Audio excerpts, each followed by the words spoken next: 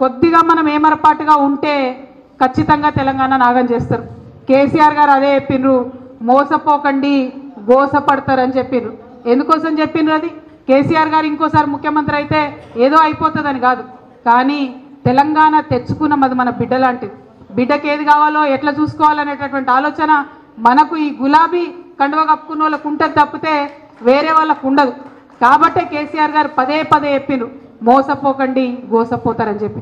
ఇవాళ వెంకట్రావు గారు వెళ్ళిపోయినారు, కానీ నేను ఇవాళ ఇక్కడ శ్రీరాముడి సన్నిధిలో నిలబడి చెప్తా ఉన్నా, భద్రాచలానికి ఉప ఎన్నిక వస్తే మళ్ళా గెలిచేది కూడా బీఆర్ఎస్ అవుతుంది తప్పితే అదే కాంగ్రెస్ కాదు.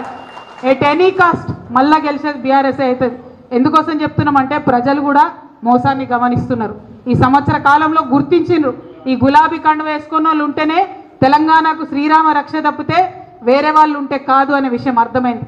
కాంగ్రెస్ వాళ్ళు చెప్పిండ్రు, అనేకమైన కళ్ళబొల్లి మాటలు చెప్పిండ్రు, అనేకమైన లేనిపోని వాగ్దానాలు చేసిండ్రు. ఇవాళ ఏం చేస్తున్నారు? చేయగలుగుతున్నారా? ఇవాళ ఇక్కడున్న నాయకులందరికీ కూడా తెలుసు, మళ్ళీ మనమే రావాలి మళ్ళా. ఎందుకంటే కొద్దిగా నష్టపోయినా ఓర్చుకుంటాం మనమే, మనకు ఆ ఫీలింగ్ ఉంటుంది, ఇది మనది మన రాష్ట్రం అన్న ఫీలింగ్ ఉంటుంది. చాలామంది బాధపడ్డారు, అక్క మాకు పర్సనల్గా లాభం కాలేదు అని. చాలామందికి కాలేదు, తెలంగాణ వ్యాప్తంగా ఉన్న బీఆర్ఎస్ పార్టీ నాయకులకు చాలామందికి కాలేదు.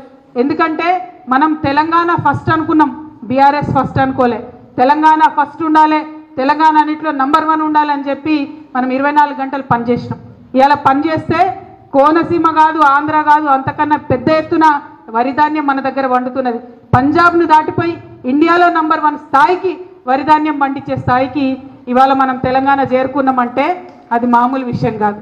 ఇదే ఖమ్మం జిల్లా, ఉమ్మడి ఖమ్మం జిల్లాలో కూడా మీరు చూస్తే సీతారామ ప్రాజెక్టు కట్టి 3.5 లక్షల ఎకరాలకు నీళ్ళు ఇచ్చింది కేసీఆర్ గారు కాదా అని నేను చెప్పి అడుగుతా ఉన్నా. ఇంత గర్వం, ఇంత అద్భుతమైన చరిత్ర మనకు పెట్టుకొని మీరు నర్వస్ అవడెందుకు? మీరు ఒకవేళ పెద్దలు కేసీఆర్ గారు కావచ్చు, ఇంకా ఇక్కడ ఉన్నటువంటి నాయకత్వంతో ఏమన్నా ఇబ్బంది ఉంటే, మీకు రామన్న ఉన్నాడు, నేను ఉన్నా, హరీష్ అన్న ఉన్నాడు, అందరం ఉన్నాం. మనందరం కూడా మీరు ఎప్పుడు ఒక మెసేజ్ పెట్టినా, ట్విట్టర్లో ఒక మెసేజ్ పెట్టినా, వాట్సాప్లో ఒక మెసేజ్ పెట్టినా కూడా మీ దగ్గరికి వచ్చి కలిసి పనిచేస్తాం. అది ఇప్పుడే కాదు, అధికారంలో ఉన్నప్పుడైనా మెసేజ్కి రెస్పాండ్ అయినాం, అధికారం లేనప్పుడైనా రెస్పాండ్ అయినాం. ఎందుకంటే ఈ కండువా ఎప్పుడైతే కట్టుకున్నామో అప్పుడు ఒకటే ఆలోచన చేసుకున్నాం, ఈ జీవితం అనేది ప్రజల కోసం. ఆ ప్రజలకు పనిచేయాలంటే మీరు కార్యకర్తలు మీరే ఉండాలి. మీరు ఈ గులాబీ దండు లేకుండా ఎంత ఆలోచన చేసినా మేము ప్రజల దగ్గరికి వెళ్ళేటటువంటి పరిస్థితి ఉండదు.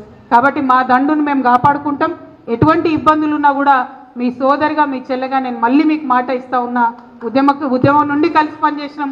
మనది రక్త సంబంధం కన్నా ఎక్కువ మనది ఉద్యమ బంధం, మనది పేగు బంధం. ఆ విషయాన్ని మీరు గుర్తుపెట్టుకోండి. ఎందుకంటున్నా అంటే పడ్డటువంటి కష్టాలు ఉద్యమంలో వేరే వాళ్ళకు అర్థం కావు. ఆనాడు ఆకలితోని కడుపు కట్టుకొని చేసినటువంటి ఉద్యమం, ఒక్కొక్క పిల్లగాడు చచ్చిపోతుంటే వాళ్ళ ఇంటికి వెళ్ళి వాళ్ళ తల్లుల్ని ఓదార్చి వాళ్ళ దుఃఖాన్ని మనం కూడా చూసినటువంటి ఉద్యమం మామూలు ఉద్యమం కాలే. ఇవాళ కాంగ్రెస్ పార్టీ ఉన్నది, ఇక్కడ కాంగ్రెస్ పార్టీ నాయకులు ఉన్నారు. ఒక్క మాట ఆలోచించాలి, 2004లో చచ్చిన పీనుగులాగా ఉండే కాంగ్రెస్ పార్టీ, దాన్ని మనం బీఆర్ఎస్ తోని పొత్తు పెట్టుకుంటేనే వాళ్ళు రాష్ట్రంలో అధికారంలో వచ్చిండ్రు, కేంద్రంలో అధికారంలోకి వచ్చింది. ఏమని చెప్పారు మనకు? 2004లోనే మేము మీకు ఇచ్చేస్తాం తెలంగాణ అని చెప్పారు. కానీ 10 సంవత్సరాలు మనని ఏడిపించి అరిగోస పెట్టి వందలాది మంది మన బిడ్డల్ని పొట్టన పెట్టుకున్నాక తెలంగాణ ఇచ్చిరు తప్పితే ఉట్టిగా ఇయ్యలే. ఇప్పుడు కూడా వాళ్ళ పరిస్థితి అట్లే ఉంటుంది, ఇప్పుడు కూడా వాళ్ళ ఆలోచన అట్లే ఉంటుంది. ఎందుకంటే చేస్తామని చెప్తారు, గద్దెనెక్తారు, తర్వాత మోసం చేస్తారు. సో మిమ్మల్ని కోరేది ఒకటే, అటువంటి కాంగ్రెస్ నుండి, ఇందాక ఒక తమ్ముడు మంచిగా అన్నాడు, కాంగ్రెస్ అంటే కరువు వచ్చినట్టే, కాంగ్రెస్ అంటే కరువు ఇచ్చినట్టే అన్నారు. అటువంటి కాంగ్రెస్ నుండి తెలంగాణను కాపాడేటటువంటి బాధ్యత ఇగో మనకే ఉంటుంది. ఈ గులాబీ కండువా కప్పుకున్న వాళ్ళకు నిజంగా మనకు నష్టం కొంత జరిగి ఉండొచ్చు, కొంత అవమానం జరిగి ఉండొచ్చు, అనుకున్న విధంగా గుర్తింపు రాకపోయి ఉండొచ్చు. కానీ మన కళ్ళ ముందే మన తెలంగాణ ఆగమైతుంటే చూస్తూ ఊరుకుంటే మనకు వాళ్లకు పెద్ద తేడా ఏముండదు. కాబట్టి ఒక్కసారి మళ్ళీ పిడికిలు బిగించాలి, కొత్త ఉత్తేజం తెచ్చుకోవాలి. ఎవరికి చేతనైన పని వాళ్ళు, ఆన్లైన్ చేతనైతే ఆన్లైన్, ఆఫ్లైన్ చేతనైతే ఆఫ్లైన్, ఎవరు ఎక్కడ ఏం చేయగలిగితే అది. ఈ కాంగ్రెస్ ప్రభుత్వానికి వ్యతిరేకంగా ఖచ్చితంగా మనందరం కూడా ప్రజల్ని సమీకరించాల్సినటువంటి అవసరం ఉన్నది. ఒకసారి మోసం చేస్తున్నారు, చెప్పినటువంటి వాగ్దానాలు పూర్తి చేయడం లేదు. అన్నిటికన్నా ఎక్కువ ఈ జిల్లా బిడ్డ మన బట్టి విక్రమార్క గారే ఇలా ఫైనాన్స్ మినిస్టర్గా ఉన్నాడు. ఎన్ని అబద్ధాలు చెప్తుండండి ఆయన అసెంబ్లీ సాక్షిగా. 18 నెలల్లో 1,60,000 కోట్ల అప్పు తీసుకొచ్చిరు వాళ్ళు. మనం అడిగితే బుకాయిస్తారు. ఏం చేసిండ్రా 1,60,000 కోట్లు అంటే మా మీద కోపానికి వస్తాండి ఆయన, నా మీద, టాటా మదన్న మీద. మేము చెప్పం మీకు వివరాలు, మీరు చెప్పమంటే కుదరదు కదా.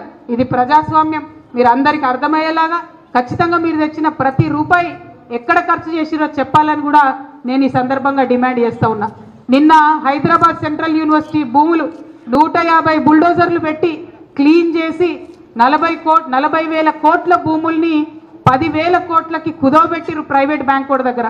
కుదవబెట్టి ఆ 10,000 కోట్లు ఏం చేసిరాయా అంటే రైతు బంద్ చేసినామంటారు, రైతు రుణమాఫీ చేసినామంటారు. అయిందా అన్న రైతులకు రుణమాఫీ? 60% మందికి గాలే. వచ్చిందా అందరికీ రైతు భరోసా? 50% మందికి రాలే. అంటే 10,000 కోట్లు ఏడవైనట్టు. మరి ఈ లెక్కలు అడిగేటోడు ఎవడు? ఈ గులాబీ కండువా కప్పుకున్న వాళ్ళే లెక్కలు అడగాలి. మనం ఖచ్చితంగా మన పార్టీలో మనం ఆలోచన చేసుకుంటూ ఫైట్ చేసుకుంటూనే మనకన్నా ఎక్కువ కాంగ్రెస్ పార్టీని ప్రజల కోసం నిలదీయాల్సినటువంటి అవసరం ఉన్నది. ఇప్పుడు అటువంటి సందర్భం ఉన్నది. ఈ ఉమ్మడి ఖమ్మం జిల్లాలో 3 ఉన్నారు మంత్రులు. ఆ 3 మంత్రులతోని మరి 3 పైసలన్నా ఈ జిల్లాకు వచ్చినాయా ఒక్కసారి ఆలోచన చేసుకోవాలి. ఒక కొత్త రోడ్ వచ్చిందా? ఒక కొత్త ప్రాజెక్ట్ వచ్చిందా? ఏం చేస్తున్నారు? అదేవిధంగా ఇప్పటి వరకు హాస్పిటల్ బాగుండే, ఇవాళ హాస్పిటల్ పరిస్థితి ఎట్లుంది ఒక్కసారి ఆలోచించాలి. ఇదివరకు హాస్టళ్ళు బాగుండే, ఇప్పుడు హాస్టళ్ళ పరిస్థితి ఎట్లుంది ఒక్కసారి ఆలోచన చేసుకోవాలి. ఇదివరకు మనం ఏదైతే పెన్షన్ ఇచ్చినామో మళ్ళీ అదే పెన్షన్ వాళ్ళు ఇస్తున్నారు. రూపాయి పెంచింది లేదు, పెట్టింది లేదు. కొత్త పథకం ఇస్తామన్నారు, రైతు భరోసా, ఇది ఆత్మీయ కూలీ పథకం ఇస్తామని చెప్పిండ్రు. ఇదే ఖమ్మం జిల్లా, ఉమ్మడి ఖమ్మం జిల్లా మీకు తెలవాలి కాబట్టి నేను లెక్కలు చెప్తున్నా. 2.5 లక్షల మంది రైతులు ఉంటే 4,25,000 మంది రైతు కూలీలు ఉన్నారు. మరి వాళ్ళు ఇస్తామన్నటువంటి భరోసా పథకం ఎంతమందికి ఇచ్చిరని చెప్పి నేను ఇవాళ పొంగులేటి శ్రీనివాసరెడ్డి గారిని, బట్టి విక్రమార్క గారిని, తుమ్మల నాగేశ్వరరావు గారిని చాలా డైరెక్ట్గా మర్యాదపూర్వకంగా అడుగుతా ఉన్నా. మీరు ఇస్తామన్న భరోసా పథకం, కూలీ భరోసా పథకం మీ జిల్లాలోనే మీరు ఎంతమందికి ఇచ్చిండ్రు? ఎందుకు ప్రజల్ని మభ్యపెడతా ఉన్నారు? ఎందుకు మోసం చేస్తూ ఉన్నారు?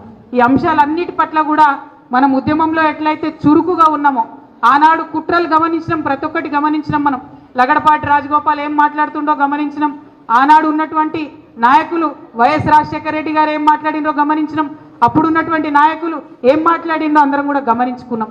మరి ఇవాళ కూడా అదే చేయాలి. వీడు చూడ్డానికి మనోళ్ళలాగా ఉంటాడు, తెలంగాణ వాళ్ళలాగా ఉంటాడు, కానీ పనిచేసే తెలంగాణకు వ్యతిరేకంగా పనిచేస్తున్నారు. ఆ అంశాన్ని దయచేసి గుర్తించాలి. ఇవాళ మన లోపల మనకున్న అనేక సమస్యలకు మీకు కేసీఆర్ గారికి మధ్యలో వారధిగా నేను నిలబడి ఉంటా. నేను మిమ్మల్ని ఏది అవసరం ఉంటే అది సార్ దగ్గరికి మీ సమస్య నేను తీసుకుపోయి చూపిస్తా. మనం చాలా బలమైనటువంటి పార్టీ, ఇంకా బలంగా ఎదుగుదాం. ప్రపంచంలో మనల్ని ఎవరు ఎదిరించలేనంత బలంగా ఎదుగుదాం. కానీ అట్ ద సేమ్ టైం ప్రజల్ని రక్షించుకోవాల్సినటువంటి అవసరం మనకున్నది. తెలంగాణ యొక్క అభివృద్ధిని కాపాడుకోవాల్సినటువంటి అవసరం మనకున్నది. ఆ ప్రథమ బాధ్యతను మర్చిపోవద్దని కూడా ఇక్కడ ఉండేటటువంటి నాయకులకందరికీ కూడా నేను సూచన చేస్తూ ఉన్నాను. మీ అందరికీ తెలుసు ప్రపంచం అంతా ఉంటుంది. అప్పుడైతే ఆ ఈడీ సిబిఐ మొత్తం నా ఫోన్ నంబర్ టీవీలలోనే వేసేసిరు. ప్రతి ఒక్కరి దగ్గర నా ఫోన్ నంబర్ ఉంటుంది. ఫోన్ నంబర్ లేని వాళ్ళు ఇన్స్టాగ్రామ్, ఫేస్బుక్, ట్విట్టర్ ఎట్లా అన్నా నన్ను రీచ్ కావచ్చు. మీకు ఏ సమస్య ఉన్నా తీర్చేటటువంటి బాధ్యత నేను తీసుకుంటా. కేసీఆర్ గారి దగ్గరికి మీ సమస్యను నేను వివరించి తీసుకొని వెళ్తా. మీరు నాకు ఒక వాగ్దానం చేయాలి. భద్రాచలంలో ఉప ఎన్నిక వస్తే ఎట్టి పరిస్థితులలో మళ్ళా ఇదే గులాబీ జెండా ఎగిరేయాలని చెప్పి మాట మీ అందరి దగ్గర నేను తీసుకుంటా ఉన్నాను.